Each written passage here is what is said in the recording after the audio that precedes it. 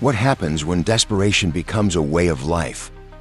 When scarcity isn't a mistake, but a tool to ensure obedience to those who claim to save you.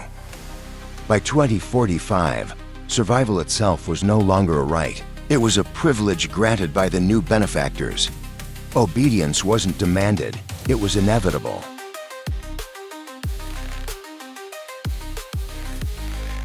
In the aftermath of the chaos, the megacorporations pivoted.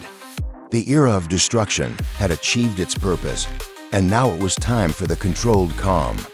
With informant networks firmly in place, the shift from chaos to survival was seamless. Whispers of rebellion were replaced with murmurs of desperation. People didn't need to fight anymore, they needed to survive. Infrastructure, once taken for granted, was gone. The so-called redneck lifestyle, self-reliance, independence, was no longer an option. With technology crippled and supply chains fragmented, communities depended entirely on corporate merchants for food, water, and medicine. Scarcity was no accident, it was strategy. Every delivery, every ration, reminded the people of one simple truth: the corporations were their saviors. But the most brilliant move wasn't scarcity, it was illusion. The corporations maintained a facade of government control. Puppet leaders, empty speeches, and staged elections gave the illusion of autonomy.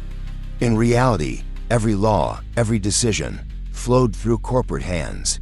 Public unrest faded, not because the people were content, but because their hope was extinguished. The controlled calm wasn't about peace, it was about obedience.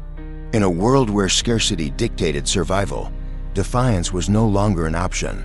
People lined up for rations not out of gratitude, but because they had no other choice.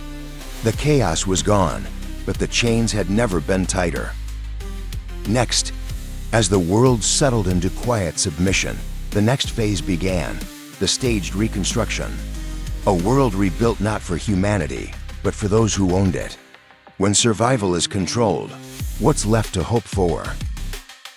Thanks for watching.